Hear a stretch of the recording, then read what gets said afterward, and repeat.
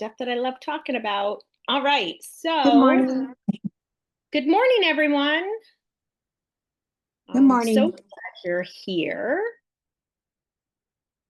We are recording. Today is Thursday, September 4th. I am your host today, Felicia Sep. I'm one of your PAC coaches, and I'm down here in sunny Southwest Florida. And I am an active real estate agent, just like many of you are. So today I want to see if anyone has any wins, just real quick, one or two, just like a 30-second win from anyone who would like to share.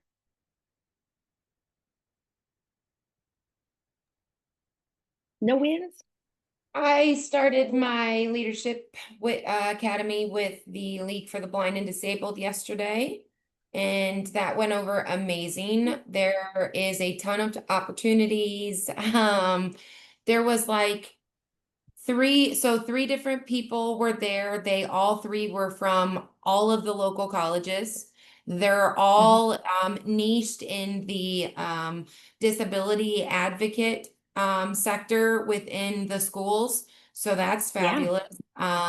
Yeah, there's like 15 people that were there in my class. They're doing two other classes and we'll all Mhm. graduate together. So yeah, there's a ton of opportunity for networking and building out the bot. That's awesome. Congratulations. I love that. Awesome. Anyone else have like a 30-second quick win? I'd love to see your pretty faces this morning. I see two of them. That helps to give me more energy. Feed off of energy, right? We all feed off of energy. All right, so we are going to get started. I had a question emailed to me. I get a lot of questions, get a lot of text, and I want to be able to help every single one of you out. And sometimes I can't, right? Because if you send me a Facebook message, I'm going to see it in the morning, but then for the rest of the day, I'm not on. I have like my time blocking and I'm off doing everything else. If you see that if I post something on any social media, that's all pre-scheduled. I pre-schedule everything. I am one of those folks who just I'm very, very mindful of time blocking, especially when my schedule starts to heat up, which is happening right now. Um, so I did get a question. I asked her to join. I don't see her on, but I will send her the recording. So the question is, I've started to become connected with elder law attorneys that invite me to all of their events in assisted living. Is there anything you found that is real estate related info that is helpful for these types of relationships? I want to be memorable to these connections, but wasn't sure what to do in that current situation. So before I get started with my thoughts, what have you all experienced with elder law attorneys? Now, I will preface it by this. There is a difference between an elder law attorney and an estate planning attorney. Did you all know that? Did you all know that those are separate entities in a sense? You can be an estate planning attorney, which normally is family law, and that can include divorce as well. And then elder law is kind of like a separate certification, to my knowledge, from the several elder law attorneys that I work with. And there is a separate council on it with their own website where if you want to know where the elder law attorneys are in your market, you could go to the Elder Law Council, I believe it is, and you can search for someone in your area. So one of the biggest things that I tell my clients is when you are doing your estate planning, do they also do elder law? I find that to be fascinating because it's no different than working in this industry, real estate, and you are focused on waterfront, golf, riverfront. seniors, first-time home buyers, military and VA. I have to be honest with you. If you ask me how to do waterfront right now, I know a little bit about it, but do I know how deep it is, which channels to go to, where the bridges are, where the bridges lift, how deep the dredge is for the boat? That's not my specialty, but I know exactly who in my market does that. So I would partner with them and referral with them. It's just no different for what we're doing in the senior niche market. So for those of you who are team leaders, does your team have someone that focuses on seniors on it? How is the team structured? So for many of us, this is our focus. This is my focus. But that is something that I learned about elder law that I wanted to be able to pass on. So does anyone have any success stories on how they've partnered, just real quick, one or two, 30 seconds or less, on how you've partnered with an elder law attorney in your market? Yes. I've done a seminar with an elder law attorney. I mean, they've done the seminar and I hosted it, just talking about how to avoid probate and the best way to have the home owned so they don't run into issue when the parent passes. Absolutely. And And one of the things that we have to be mindful of is every state is different. And when you have someone who moves to your state, there's a lot of movement around the US right now. I belong I belong to a couple of different organizations. And one of them is the heat index map. I got to think of the name of it. So just give me a few minutes because I'm focused on this. And there's that Altos. Has anyone seen those Altos? They're really cool. They're the ones that do the charts that are horizontal, and it says where people are moving to, what cities, and what people are moving less to, and how they're ranked. They do a lot of where people are moving to. And I like it because I like to know where people are kind of relocating to. So our market down here in Southwest Florida is vastly different than where my sellers want to move, which my sellers want to move back up to Massachusetts. Two completely different markets happening right now. Things are flying off the shelves up there, inventories low, and it's two different things. However, their elder law documents were done here in Naples. So I tell them, when you move, you have to have someone up in Massachusetts look at that, not your attorney down here, because the laws change from state to state. Laws changed after about, I think it was like 2010 to 2012 on power of attorneys and durable power of attorneys. So that's something else. When were they done? So one of the most meaningful, impactful ways that you can work with elder law attorneys, the simplest, the easy, probate. How many probates have they done in the past year? How many did they do? And they could tell you, I did 10 or 15. Great. Who did you partner with for as a realtor? Ask them. Don't be afraid. I know these are uncomfortable questions, but this is where we start to really shine and you grow. You got to ask a question. The next question is, how do I get to the top of the list for your next probate? Because we have a reciprocal partnership and I have provided you with XYZ referrals for estate planning. And I really would like our business to flourish together. And you ask, You do a seminar, a workshop, a webinar, lunch and learn, a breakfast, whatever you want to do on the 3 ways to avoid probate in your market. And you can talk about how you assist with moving seniors and helping families that have lost a loved one through this process. Down to what happens when they have to fill out the seller's disclosures, because every state is different.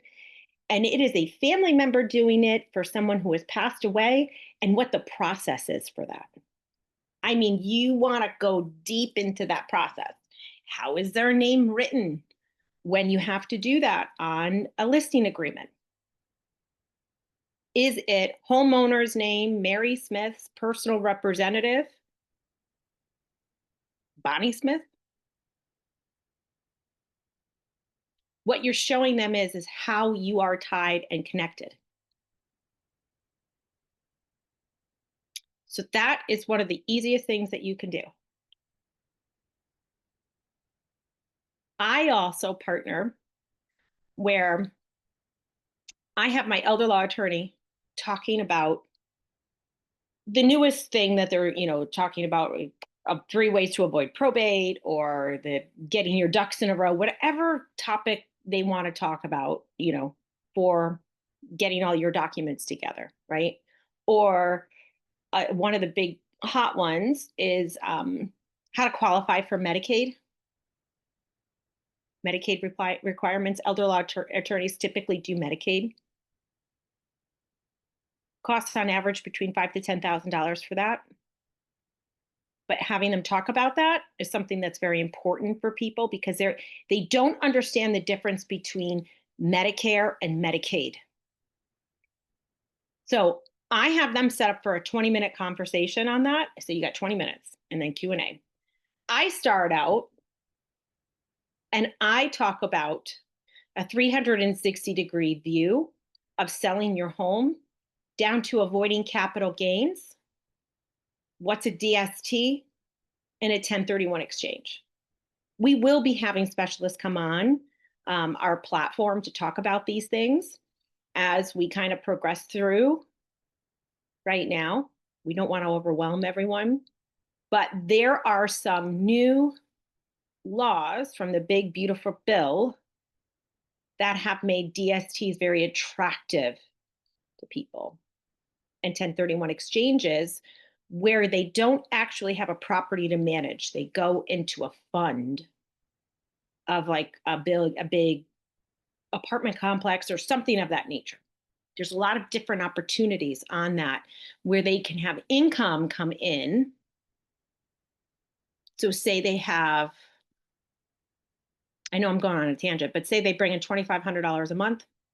They don't really want to touch their savings, but they have to get up to $5,000 a month. Well, how are they going to get there? Income producing property. Opportunity for another sale. You got to think, you can't just look at the sale. You have to think through the sale on how you could take one transaction and turn it into multiple. I've done that. I've turned 1 into 4 multiple times. Okay. That's a different topic. So I talk about these things at a very top level. And I just have simple slides, and I go through in about 10 minutes. And my last slide that I always have, and I introduce myself, like I really get into the audience. I ask them questions. It's something. Who wants to know a market update? Anyone here care about that? They always raise their hand. If you started out with that, you would get a snooze fest. But if you end with that, you will get buy-in from them. I did 30 presentations last year. Kind of like have this thing down on, pretty well patterned down. You end with that. And so you start asking questions. What's important for you? They'll tell you. You just have to think on your feet real fast. But I always have a slide on what's going on in the market. And I compare that to a national market. And I also compare it to 2019 because that's pre-COVID. And that was considered to be a normal market. But no one's talking about that. No one's talking about in my market in 2019, average days on market was 96 days. In season and off season was 104. I know that. But we're rounding over 100 days on market right now, and everyone acts like the sky is falling. Short-term memory loss for people on that. However, that's what I do. So I give like a quick synopsis, 10 minutes, no more than 8 slides. That includes it about me and a Q&A. And then I introduce my elder law attorney. And here's our keynote speaker. It will get you clients. People will start talking. I want to learn more about capital gains. I'm selling my house for $1 million. You know, it's worth $1 million on Zillow. I bought it for $274,000. What do I do? How do I do that? Now, first off, before I go any further, has anyone had an experience with that? Has anyone have any questions on what to do for their clients if they have a huge gap like that in capital gains?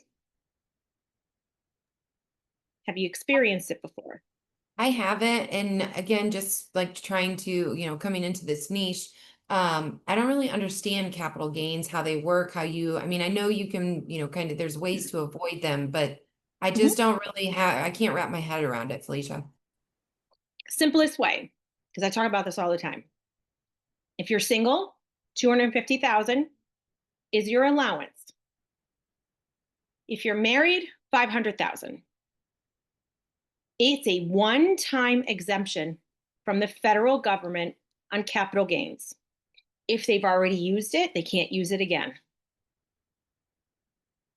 It is what it is. If they haven't used it, they can. Now, I've had people who made $1 million in profit. It happens. Think about what's happened after COVID. Down here, anywhere else, their house went up 250%. Crazy. And they're like, well, great, the 500,000 will cover some. What do I do for the rest? Or I already used the capital gains exemption. What do I do with the rest?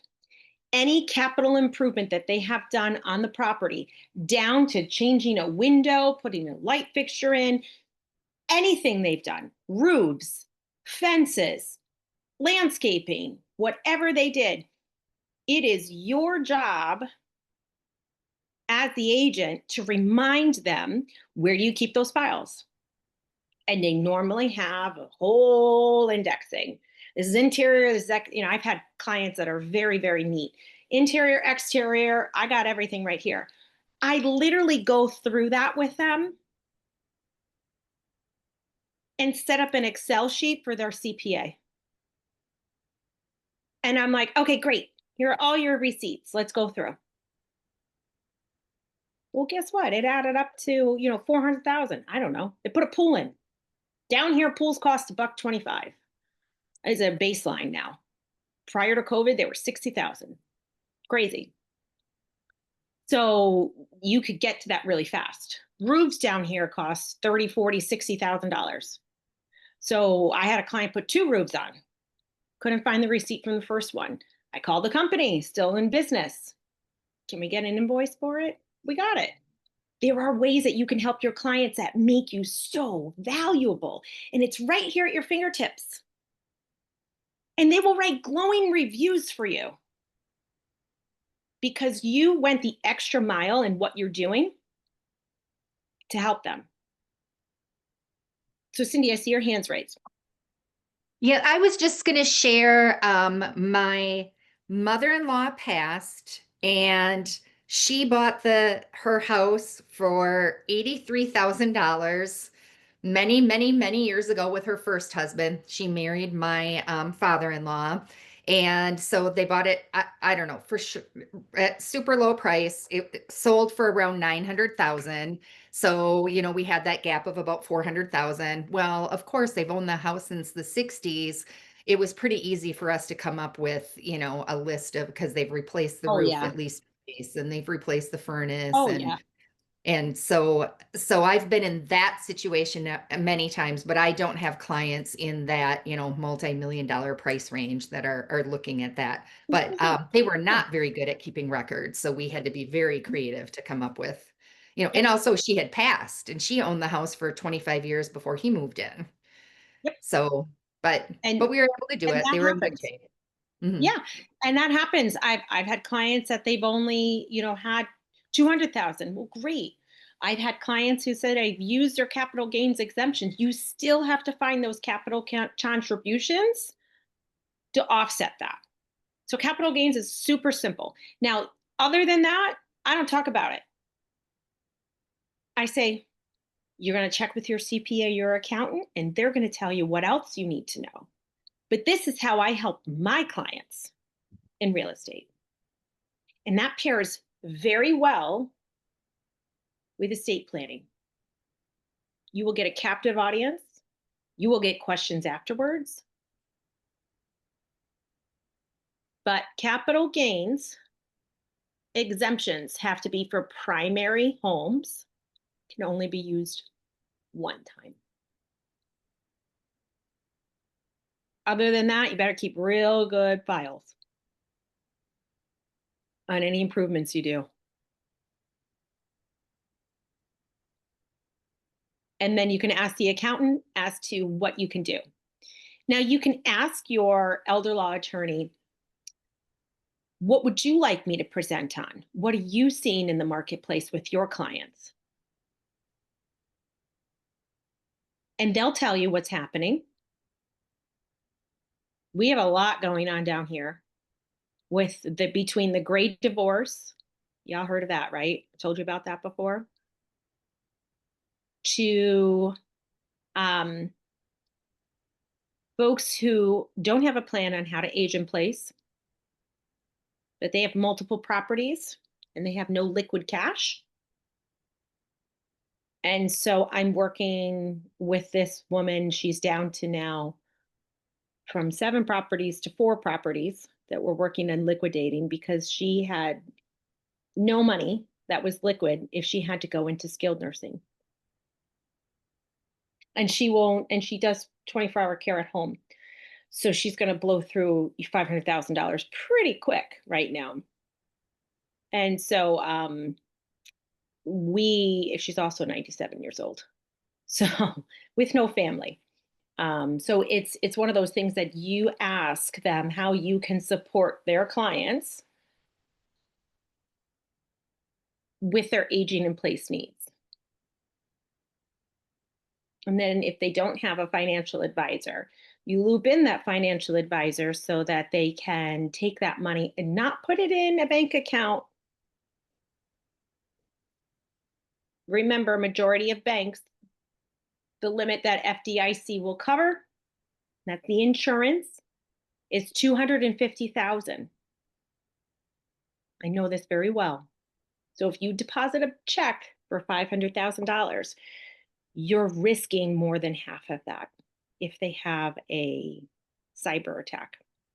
Now, big banks like JP Morgan, Charles Schwab, like big banks can go up to $1 million, but you need to check with your bank to see how much the FDIC will cover in case of that. So my suggestion is to separate that money into multiple accounts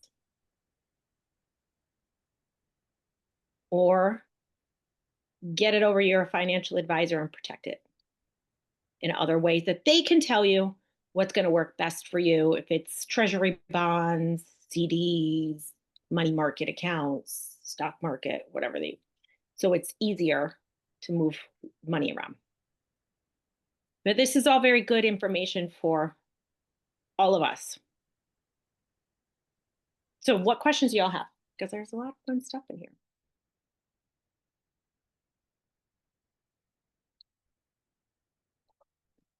Heather, do you feel a little bit more comfortable about capital gains? I do. I do. And I definitely like now I feel like I have a little bit more insight to be able to like ask those questions to get more better information from the attorneys. When you Can you share how you broke into that as far as with the attorneys? I know like we've been told, like we just, the meeting, with Paul tells us all the time to reach out to the title. My problem with reaching out to title and using title as that handoff is the title companies here, we, again, you can kind of, I'm sure all of us can relate. There's an abundance of realtors and the title companies have their favorites. Not saying that I'm not one of them, but going to the title company to try to have that warm introduction or referral is like very slim for me to as an opportunity here locally. And if it did happen, the opportunity for me to be able to procure that attorney as any level of a partner is again slim to none because they all have preferred people they're working for. So I wasn't sure if you could give any insight on how to speak with either the elder law or the estate planning attorneys without having to go through that middleman of like the title, just approach them directly, or if there's another middleman that you would recommend. Your best source, well, there's a couple, but your best source for elder law attorneys, that's all at your fingertips right here. I mean, it's like right here. I'm like, oh my God. Senior living communities, my friends. They all know them. We all know them. So it's very hard for me, Heather, to tell you how I got involved. I got involved because I worked in senior living, and sometimes I needed an original power of attorney for various things. And so I would have to call the elder law attorneys for that because they couldn't find it, or we needed copies, or could they send us a PDF? They didn't have the full executed document. And so I built those relationships much different, way vastly different than you all, because I had to work with them as partners to ensure that my residents moving in had a full packet, because they couldn't move in without their elder law attorney documents. That's a requirement. Something And else to write down. that kind of leads me into my next question is I have a background in healthcare administration. I used to, I mean, my dream was to be an executive director, and then COVID hit and they did away with all those internships. But working in HR, as the right and left hand to the ED, how should I be utilizing those previous connections as leverage? I haven't figured out how to marry those yet. That's okay. I'm going to give you my second tip. The first one is to ask your senior living sales directors. Don't bother the executive director. They don't got time, folks. They don't have time. They don't. Trust me. I was one for more than one building. There's no time. Sales directors, yep, absolutely. Can you do a warm intro for me? If they say, here, call Joe Smith. No, you need to teach them how you want to be introduced. I want a warm intro email.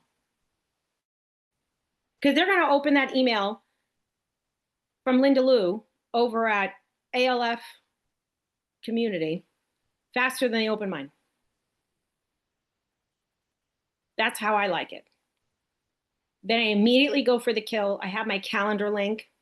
Here, click here. Let's make a meeting. You plan it around your schedule from my calendar link. Calendly is free. There's a free version of it.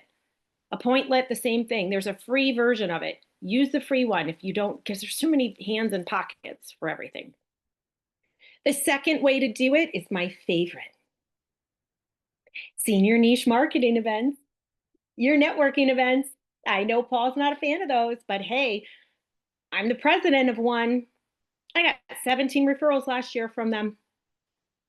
17 referrals that people were ready to move and sell their homes. I didn't have to do anything except go in there and present.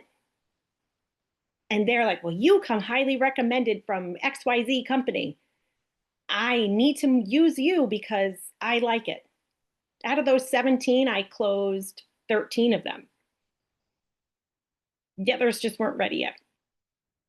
And one of them, their neighbors was a realtor. So they went with their neighbor. Sometimes that's guilt. So senior niche networking events are a great way for you to meet people, you need to utilize your time wisely. Don't go there and sit and do nothing. You have to go with intention. You meet people. The reason why I always have business cards on me, or I now use my electronic business card, because when I use my electronic business card and send it to them, it goes directly into their contact card, and then they can send me theirs back. Even if they don't have that Blink electronic card. So when they do send their information back, I can automatically save it into my contacts. It's a time saver. I also use a biz card scanner that's free, that you can scan 5 business cards a day from. When I do get business cards, and I have to put them into my system,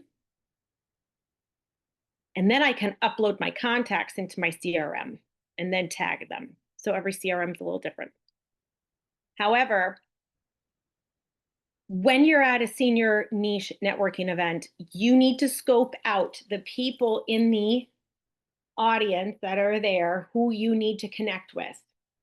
And if you don't know an elder law attorney, if you're talking to someone that you do know, hey, I really want to meet an elder law attorney. My clients need them so bad post settlement. We need to make sure all their documents are updated once they close on their property. Who do you use? And they're going to say, oh, yeah, Greg's here. Come on, let's come over and meet him. To me, I have a gold. quick question for you.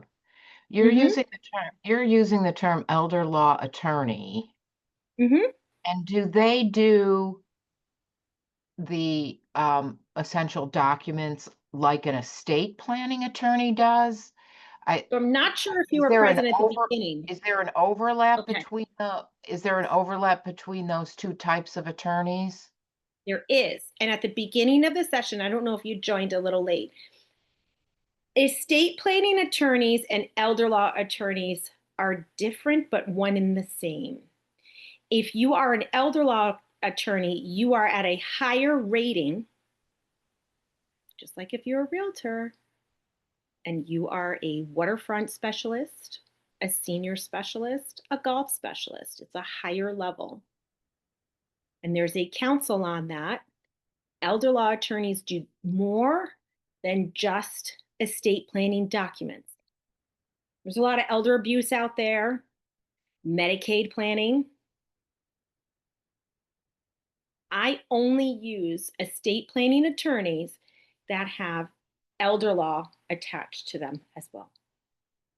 There is a difference.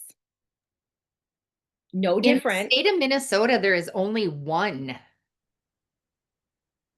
Here's a difference.